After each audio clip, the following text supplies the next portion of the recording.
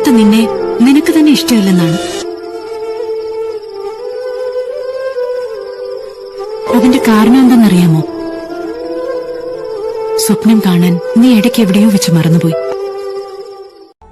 നമ്മുടെയൊക്കെ സ്വപ്നങ്ങളെ കുറിച്ചേ നമുക്കല്ലേ അറിയുള്ളൂ. അത് സത്യമാവണ വരെ ബാക്കിയുള്ളവർക്ക് അതൊരു തമാശ ആയിരിക്കും.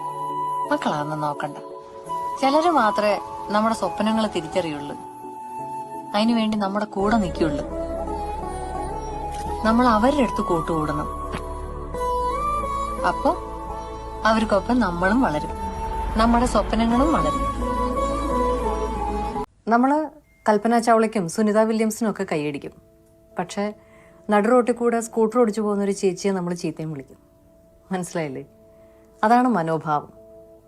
ഇപ്പൊ രാവിലെ ഓടിക്കതച്ച് ഭക്ഷണമൊന്നും കഴിക്കാതെ ഓഫീസിലേക്ക് ഓടിയെത്തുന്ന ഒരു സഹപ്രവർത്തകയ്ക്ക് ഒരു കപ്പ് കാപ്പി എടുത്തു കൊടുത്താൽ അവർക്ക് കിട്ടുന്ന ഒരു എനർജി ഇല്ലേ?